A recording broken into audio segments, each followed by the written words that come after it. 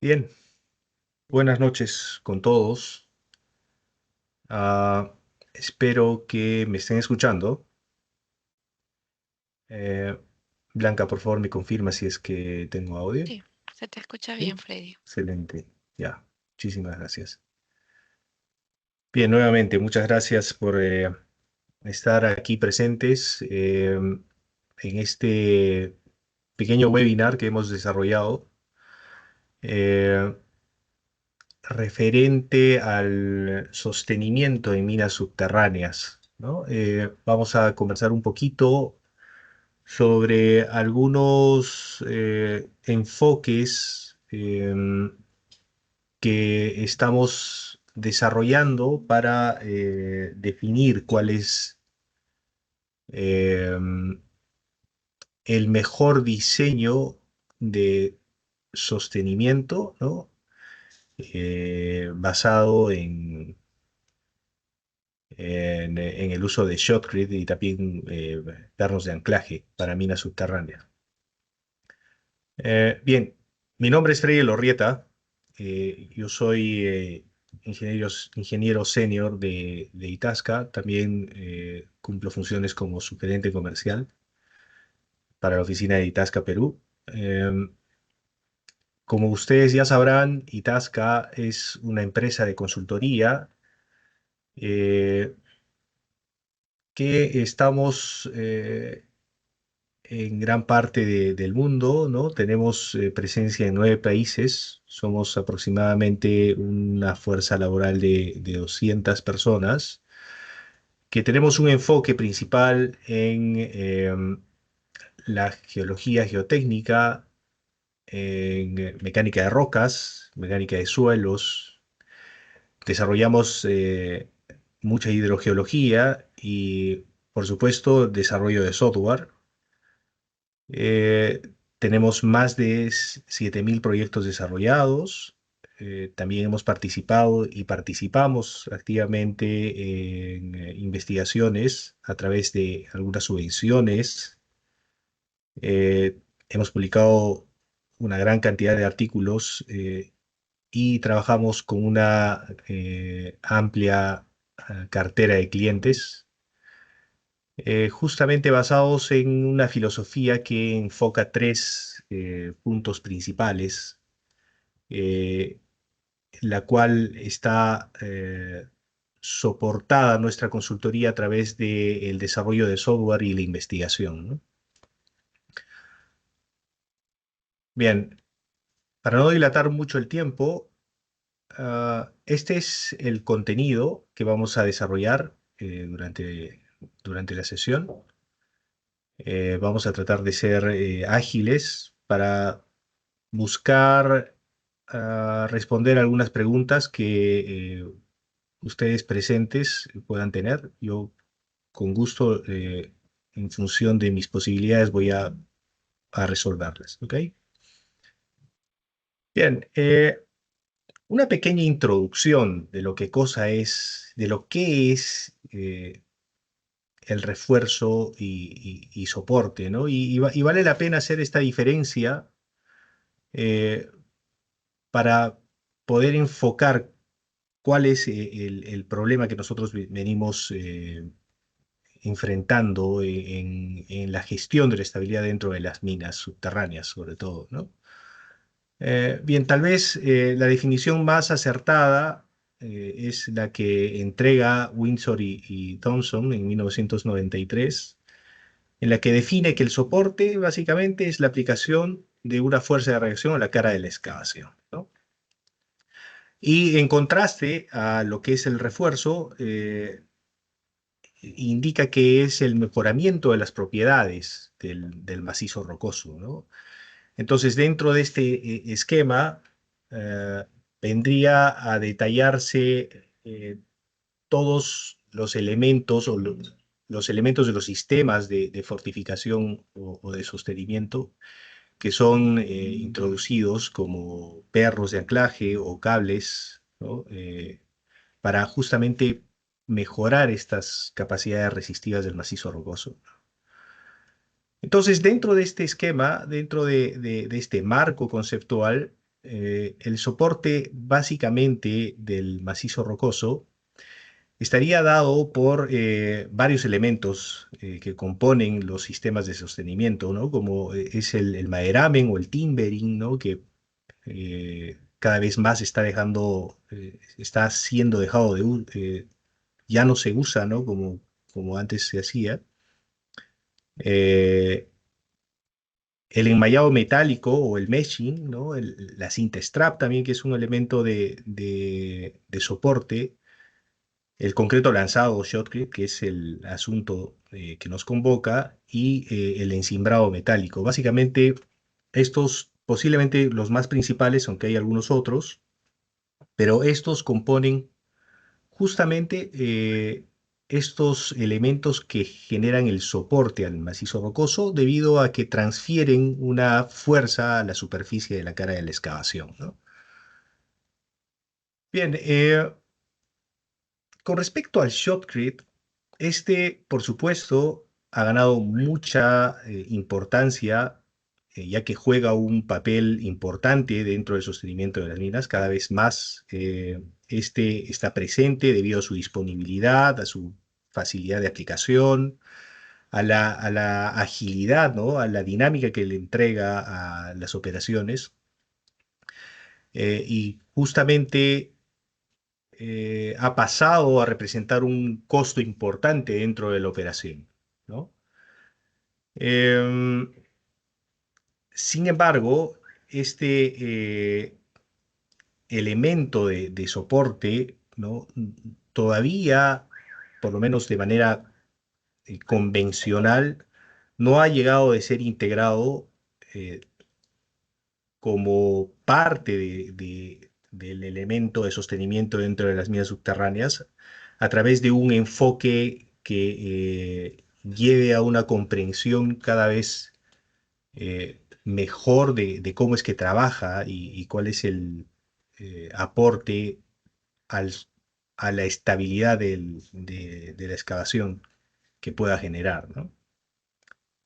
Entonces, básicamente estos métodos tradicionales que actualmente se siguen empleando, ¿no? En muchas minas, puede ser definido mediante tal vez este método de la convergencia-confinamiento, ¿no? Que básicamente es la combinación de la curva de reacción del terreno, ¿no? El perfil de desplazamiento longitudinal y la curva característica del soporte, ¿no?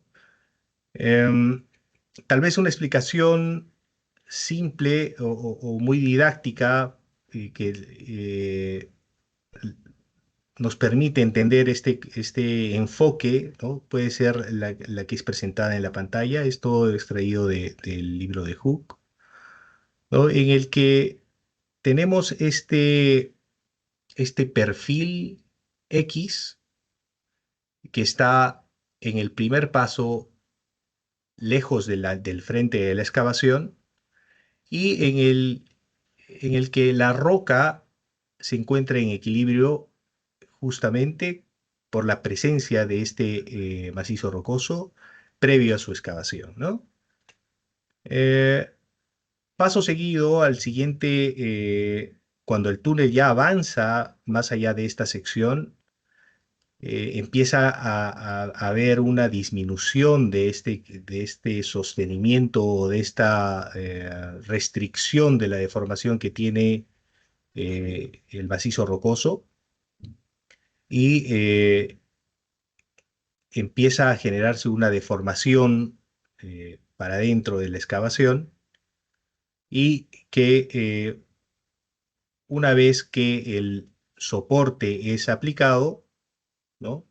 Y que el frente continúa con el avance, eh, comienza la transferencia de las fuerzas, justamente por estas deformaciones, a los elementos de soporte o a los elementos de sostenimiento que se vienen usando, ¿no? Para la estabilidad o para la estabilización. Em, entonces, mediante este método es posible incorporar algunos modelos simplificados, como los diagramas de desempeño, ¿no? de los liners o del shotcrete, ¿no? Que básicamente permite graficar cuál es el comportamiento de la fuerza de empuje que se transfiere a este elemento de soporte, ¿no? Versus el momento generado o versus la fuerza cortante generada dentro de su estructura, ¿no? Entonces, a través de esta gráfica, ¿no? Del reconocimiento de estas dos componentes, me refiero a la fuerza de membrana que se genera dentro de la estructura del shotcrete y los momentos o fuerzas cortantes, es posible contrastar la resistencia que queda disponible para la estabilización del terreno, ¿no? Sin embargo, es importante mencionar en este punto que este enfoque eh, no permite incorporar el comportamiento residual del shotcrete, ¿correcto? Ah, otro método tradicional es este muy conocido método empírico, ¿no? Que básicamente utiliza el índice Q y que a través de el diagrama que es presentado por sus autores permite definir cuál es la demanda energética, ¿no? Que debería de tener el shotcrete en función de cierta calidad de macizo rocoso presente en la excavación, ¿no? Em, Sin embargo, acá se encuentra un desafío importante que no parece ser muy intuitivo, ¿no? Tener una medida de demanda energética por un comportamiento cuasi estático en la excavación, ¿no? Que te permita definir cuál va a ser el nivel de requerimiento real de un shotcrete que pueda tener una capacidad o una tenacidad que haga frente a esa deformación, ¿no? Por supuesto, este método difiere del anterior y por ende su integración lógica también resulta en algunos inconvenientes o en realidad en un gran inconveniente, ¿no? Ya que no pueden ser conjugados para poder definir justamente esta demanda de shotcrete dentro de la excavación, ¿no? Por otro lado, es bien sabido, y ahora refiriéndome justamente a esta componente residual del shotcrete, que el uso de fibras para reforzar, ¿no? el comportamiento resistente de este ha ganado cada vez mayor presencia dentro de las operaciones y por ende resulta una inconveniencia, ¿no? No considerar esta componente residual del shotcrete, ¿no? Ya que las referencias y también la experiencia permite definir que justamente en estos escenarios, ¿no? de plasticidad, en estos escenarios de resistencia residual es donde mejor se comporta el shotcrete. Por ende, no considerar esta resistencia parece ser un despropósito, ¿no? ¿Cuál es la problemática de no considerar la resistencia post-peak o la resistencia residual del shotcrete? Eh, Básicamente en la minería subterránea, en condiciones estáticas, ¿no? Eh, Nosotros trabajamos con deformaciones que pueden llevar fácilmente al estado residual, ¿no? Al shotcrete a su estado residual. Como podemos ver acá esta imagen, ¿no? Donde se puede ver este shotcrete que presenta una grieta, ¿no? Sin embargo, el terreno parece estar en condiciones de estabilidad evidentes, ¿no? Entonces, ignorar esta capacidad, la capacidad entregada por el shotcrete en la porción post-peak, ¿no? Resulta justamente en una incertidumbre que podría llevar a un subdimensionamiento del sistema de sostenimiento aplicado, ¿no? O también tener alguna percepción errónea en función de su desempeño. Y esto, por supuesto, incrementa el riesgo dentro de la operación. Entonces, ¿cómo incorporar la resistencia residual del shotcrete para establecer o para definir un criterio de diseño adecuado en las minas subterráneas? Tal vez la mejor referencia, y esta referencia am, podría ser representada por este ensayo de flexión de 3 puntos, ¿no? Descrito en la norma europea, en la 14488 3 método B, en la que básicamente se tiene una placa de shotcrete, ¿no? Que es sometida a una carga en 3 puntos, y durante esta aplicación de la carga se pasa a medir cuál es el incremento de el CMOD versus esta fuerza aplicada en él, ¿no? Entonces, una vez que se llega a reconocer esta curva de comportamiento en este ensayo, es posible hacer una calibración numérica de esta curva, verificando cuál es la variación de los parámetros resistentes del shotcrete a medida que se va deformando. Y luego de haber reconocido estos parámetros resistentes, esta variación de esos parámetros resistentes, es posible extrapolar estas propiedades calibradas en simulaciones numéricas en 3D, ¿no? Ah, bien, ¿qué cosa es pues este CMOD? Este CMOD básicamente es la medición que se realiza durante este ensayo de justamente ese incremento de la grieta, ¿no? Que se genera en la muesca practicada dentro del shotcrete, ¿no? O sea, cuando se aplica la carga, ¿no? Esta placa de concreto básicamente sufre un agrietamiento, ¿no?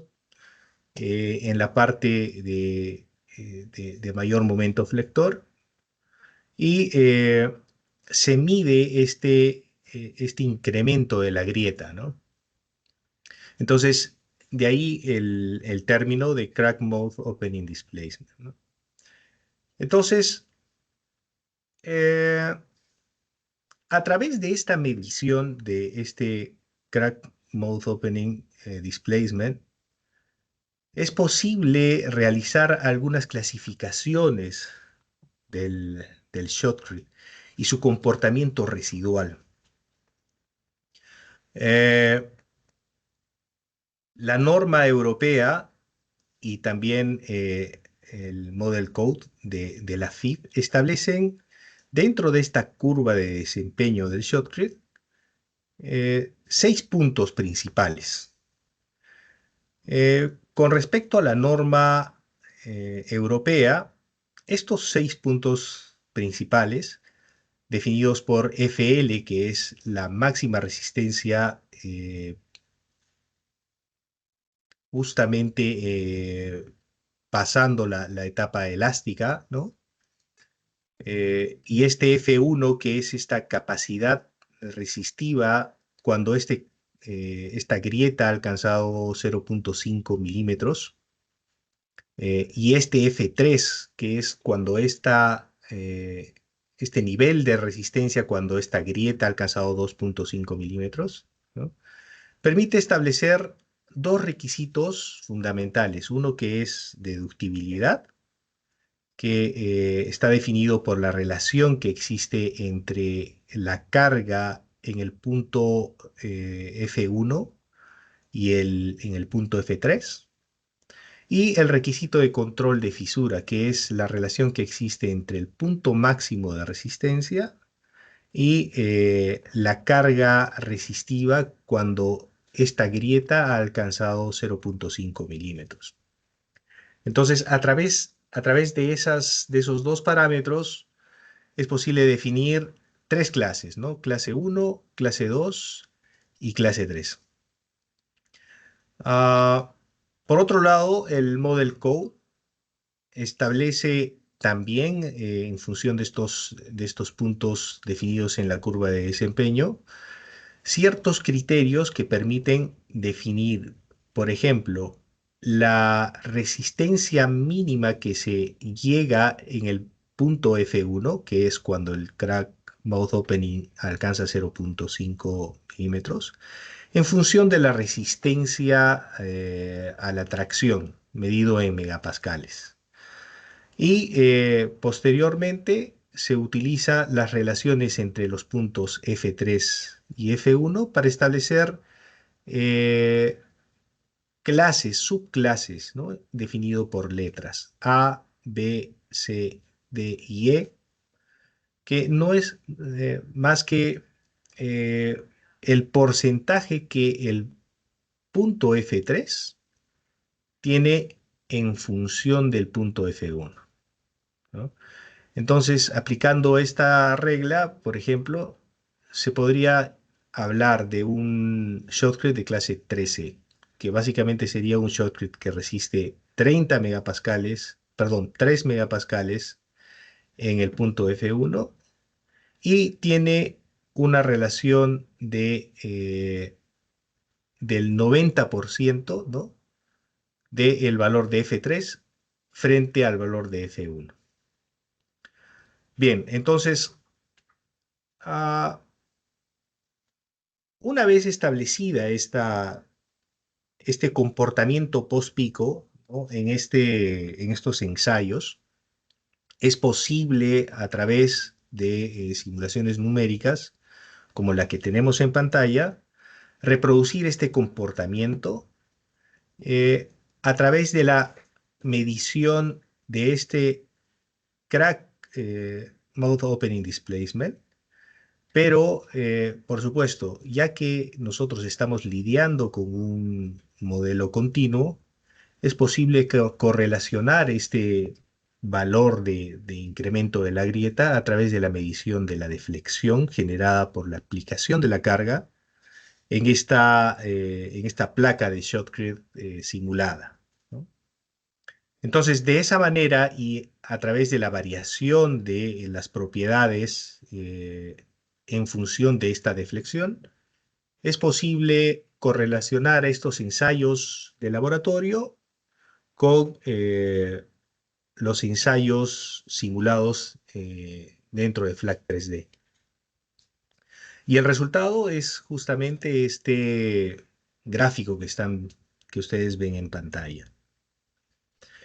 Ah, para esto, para realizar esta simulación, FLAC 3D tiene algunos elementos estructurales que son específicos para poder captar este comportamiento de softening o de hardening, pero de estos elementos estructurales como liners o como shotcrete, ¿no? Que es el caso que estamos estudiando. Esto es a través de estos elementos tipo shell, que básicamente te permite medir cuáles son las fuerzas de flexión generadas en este tipo de estructuras, ¿no? y también te permite medir cuáles son los esfuerzos de membrana generado por el empuje que es realizado paralelamente a la fibra de esta estructura. Por supuesto, esto es conveniente ya que el incorporar este elemento estructural dentro de la malla de discretización de FLAC permite justamente transferir las deformaciones del macizo rocoso simulado a estos elementos estructurales. Bien, entonces, teniendo como referencia estas tres clases de shotcrete, y estamos utilizando en este punto la clasificación establecida por la norma europea, ah, es posible definir cómo es que estas propiedades que caracterizan el comportamiento del shotcrete en la parte residual eh, va variando en función de este desplazamiento, ¿no? De esta deflexión, que posteriormente es correlacionado a este crack mode opening, ¿no? Como podemos ver, en la etapa cero, o sea, cuando no existe ninguna separación, ninguna abertura de grieta, el shotcrete que tiene una clase 1 puede ser correlacionado a una componente cohesiva de 12.6 megapascales y una tracción de 3.6 megapascales, resistencia a la tracción, ¿no? Y a medida que se va incrementando este valor de la grieta, de la distancia de la grieta, vemos cómo es que estos valores de cohesión y de tracción empiezan a variar de manera significativa. En contraste de lo que parece ser un comportamiento razonable en el que la fricción no llega a tener mucho papel, ¿no? Y digo que es razonable esto porque un comportamiento de tracción, pues, claro, se esperaría que hubiese mayor componente cohesiva y de tracción como los principales eh, protagonistas de la resistencia de Shotcrete, ¿no? De la misma manera, podemos ver este Shotcrete de clase 2, ¿no? Cómo es que llega a obtener esta variación de los valores de resistencia, tanto de cohesión y de tracción, y este Shotcrete de clase 3, cómo es que la variación de la cohesión y de la tracción se logra ver, ¿no? La importancia de poder mostrar la diferencia de estas tres clasificaciones recae en que un shotcrete que tiene una fisura de 0.5 milímetros, ¿no? Tiene una gran diferencia portante, ¿no? como, como resistencia residual para poder sostener cualquier, mm, cualquier masa que se podría comportar de forma inestable entre el sistema de anclaje que está aplicado dentro del macizo rocoso, ¿no? Entonces, esto no es trivial, esto es súper importante y posiblemente acá se pueda explicar la necesidad del reforzamiento del shotcrete a través de fibras que incorporen mayor capacidad resistiva eh, en esta evolución de la grieta en el shotcrete. Acá en pantalla tenemos un modelo muy simplificado, pero que permite justamente implementar o aplicar estas componentes de resistencia del shotcrete, ¿no? De manera explícita a medida que se va generando estas varias etapas de excavación, ¿no? Estas etapas progresivas de excavación. Como pueden ver, el objetivo de este modelo es justamente captar este perfil de deformación que se genera en función de cómo es que el frente de la excavación se va alejando del punto donde el sistema de sostenimiento ha sido aplicado, ¿no? Entonces, de esta manera nos permite justamente captar esta transferencia de fuerzas de manera adecuada para poder establecer cuál es la variación de esta resistencia en el shotcrete. Ah, entonces, una vez generado este modelo, es posible medir justamente estos desplazamientos, ¿no? Generados en el shotcrete y también la medición de las fuerzas que están siendo transferidas al elemento de anclaje del sistema de sostenimiento, ¿no? Y habiendo conocido cuáles son estos valores de, eh, de deflexión a través de esta calibración de las curvas, ¿no? Es posible definir cuándo es que estos tramos de shotcrete que han sido aplicados de manera progresiva a medida que la excavación estaba en proceso, ¿no? Permite definir qué zonas son las que podrían estar en agrietamiento más allá de lo que esta capacidad residual podría establecer como un sostenimiento seguro, ¿no? Bien, y por supuesto también es posible verificar esta componente de fuerza transferida a los elementos de anclaje, ¿no?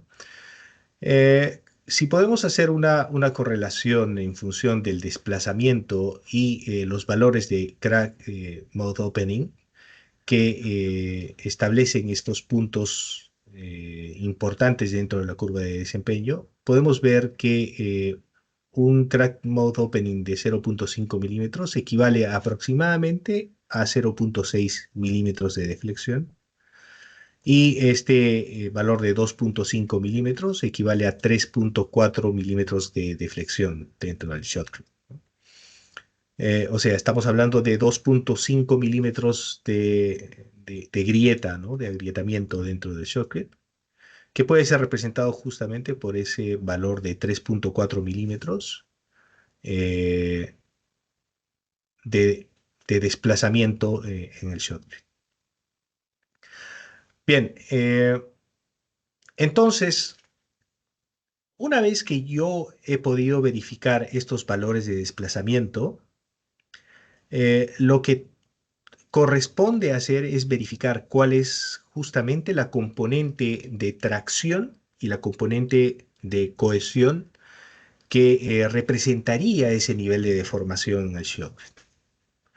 Habiendo obtenido estas dos componentes de resistencia, entonces es posible graficar una nueva envolvente de resistencia que muy bien puede ser representada mediante este criterio de Moore-Koolhof para poder definir cómo es que este segmento de shotcrete podría comportarse en la estabilización de cualquier carga que esté encima de él, ¿no?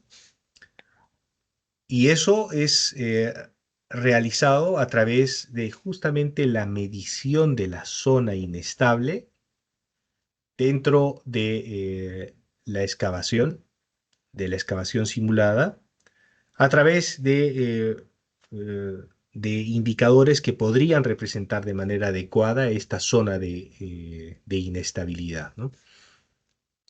Como podemos ver acá en la pantalla, se está empleando este límite de fracturamiento, ¿no? Que es representado por un valor específico dentro del modelo numérico, ¿no? Que nos permite definir justamente cuál es esta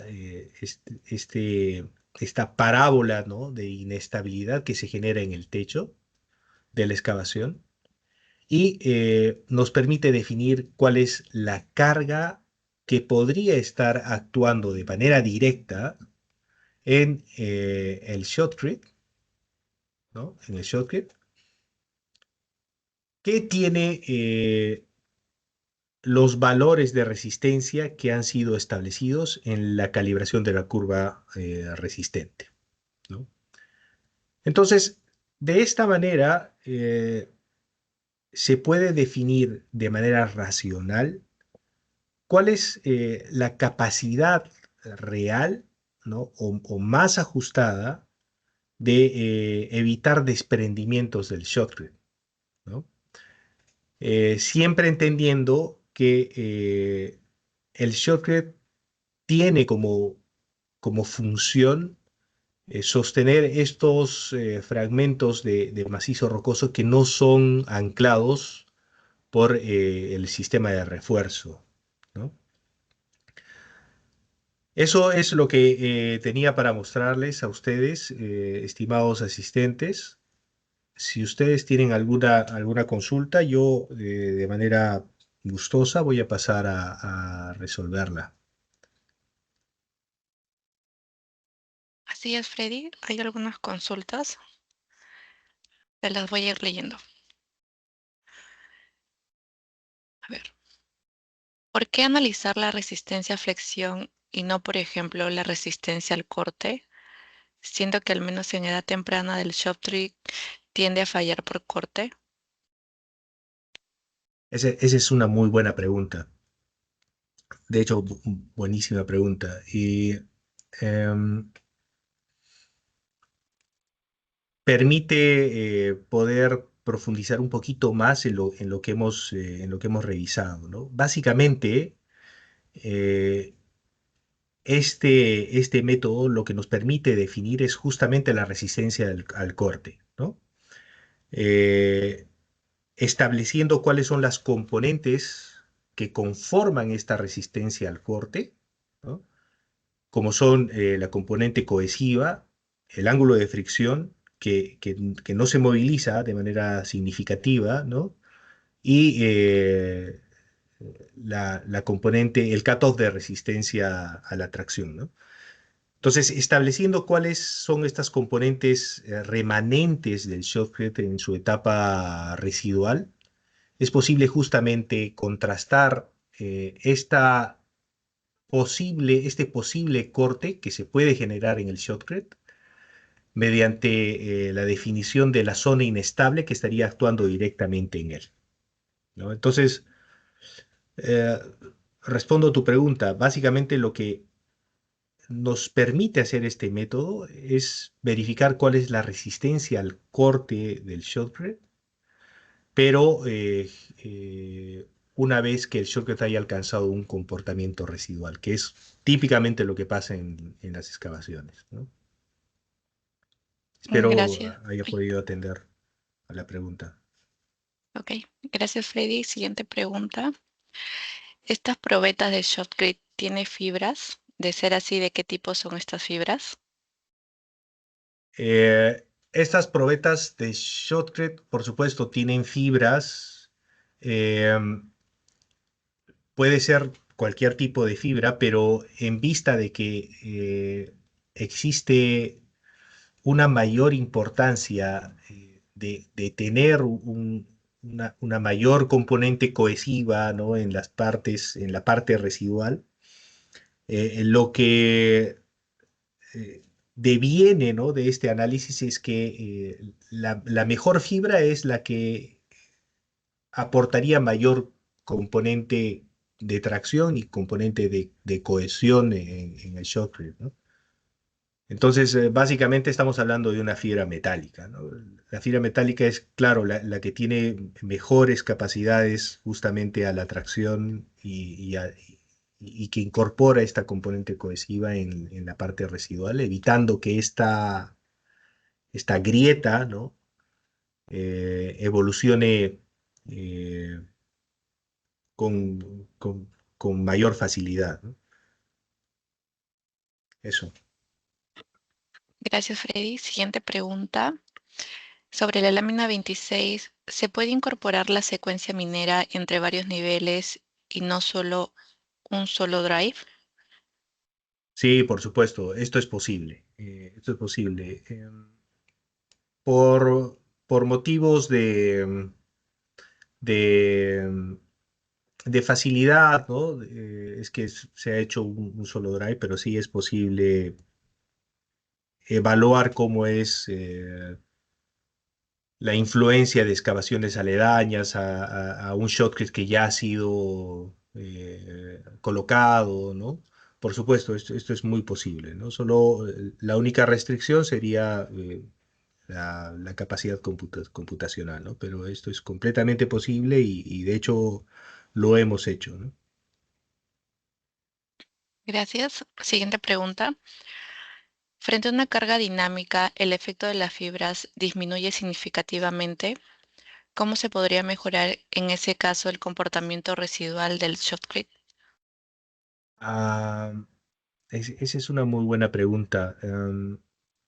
Bien, a experiencia el shotcrete no funciona muy bien como elemento de sostenimiento frente a una carga dinámica, ¿no? Entonces, básicamente este trabajo, y me olvidé de mencionarlo, este trabajo está orientado a definir justamente un método de diseño para condiciones estáticas, no es para condiciones dinámicas. Sin embargo, en una próxima oportunidad vamos a mostrar, por supuesto, los métodos de- de diseño para sostenimiento dinámico, ¿no? Sí. Siguiente pregunta. Para simular la construcción de un túnel, ¿sería viable primero hacer un modelo simplificado para definir las zonas susceptibles a agrietamiento por el contraste de resistencia entre las diferentes unidades del macizo rocoso? A ver, ¿puedes volver a leer la pregunta, Blanca, Sí, por favor? sí, claro. Para simular la construcción de un túnel, ¿sería viable primero hacer un modelo simplificado para definir las zonas susceptibles a agrietamiento por el contraste de resistencia entre las diferentes unidades del macizo rocoso? Sí, claro, por supuesto. Y de hecho es lo correcto, ¿no? Lo correcto. Bien, este es un punto súper importante. De hecho, no lo hemos tocado, pero por supuesto, un estudio que tenga mayor representatividad, mayor confiabilidad, ¿no? En los resultados que está entregando, depende directamente en la calidad de la información con la que se cuente, ¿no? En este sentido, es importante, por supuesto, dentro de la fase en la que se encuentra el proyecto, de contar con un modelo geotécnico en desarrollo o desarrollado, ¿no? Nuevamente, en función de la fase del proyecto. Eh, Esto es súper relevante porque todavía resulta una práctica todavía casi normal, ¿no? De trabajar operaciones ya en nivel de eso, de operaciones, con un modelo geotécnico todavía insípido, ¿no? O sea, básicamente que con el que no se puede contar con una definición de las fallas principales, ¿no? Con una definición de los dominios estructurales. Y esto es absolutamente relevante para poder definir qué zonas son las que van a presentar mayor problema e inestabilidad, ¿no? Y también medir de manera adecuada el desempeño del elemento o del sistema de sostenimiento que se está empleando. Entonces, lo que sí más bien se debería de hacer es trabajar así, o sea, trabajar con un modelo geotécnico desarrollado para disminuir la incertidumbre y aumentar la confiabilidad del análisis. Correcto. Muchas gracias por la pregunta. Gracias, Freddy. Siguiente pregunta. En los análisis numéricos que presentas, el elemento tipo shell se modela como un material elástico o estás incluyendo algún modelo constitutivo que permita plasticidad. Sí, correcto. Esa es una muy buena pregunta y agradezco. Justamente para poder incorporar este comportamiento de plasticidad es necesario incorporar un modelo constitutivo de strain softening, ¿no? Sí, eso es correcto. Ok, siguiente pregunta. ¿En qué casos se utiliza este método? ¿Qué casos puede mencionar? ¿Puedes mencionar algún caso de éxito en que ayuda este cálculo en operaciones? O sea, casos de éxito hay muchos, por supuesto. En que ayuda es justamente en establecer un método racional que te permita eh, dimensionar de manera correcta la demanda de sostenimiento que se requiere, ¿no? Eh, eh, eh, Algunas veces es de mayor interés, ¿no? Tener un shotcrete que en la parte elástica pueda tener una resistencia peak grande, ¿no? Sin embargo, se puede verificar que no solo es importante esta parte del peak, ¿no? Sino también es súper importante y yo creo que tal vez en mayor proporción la capacidad resistente en la porción residual, ¿no? Entonces ahí deviene esta importancia que justamente te permite definir y permite racionalizar cómo es que debería de comportarse el shortcut que estás implementando en tu operación en función de la demanda de tu operación.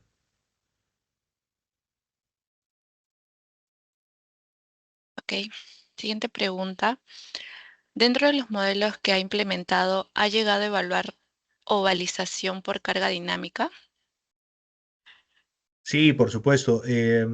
Aunque no es muy usual y la verdad, eh, me corrijo, yo no he hecho nunca evaluación de carga dinámica directamente al elemento de sostenimiento. No, esto no es muy usual hacerlo, ¿no? Eh, no lo he hecho. Ok. Y como última pregunta sobre la calibración, ¿sí se conoce la razón entre F3 F1 para una clasificación del shot grid? ¿Es posible predecir las razones entre sus cohesiones? Sí, es posible hacerlo, aunque es siempre mejor realizar una calibración de las propiedades, ¿no? O sea, lo que quiero decir es, no estoy seguro si es que estoy atendiendo bien a la pregunta, pero lo que es recomendable es siempre reconocer cuál es el comportamiento del circuit en cada operación, ¿no? A través de la medición directa de sus propiedades, ¿no? Porque eh, es razonable entender o pensar de que el shortcrete en una operación varía muchísimo de otra debido a sus componentes o sus constituyentes, ¿no? Por ejemplo, el agregado que se usa depende específicamente del material disponible de cada operación. la temperatura en la que se está aplicando el shockwave, también esto modifica significativamente el comportamiento del shockwave, ¿no?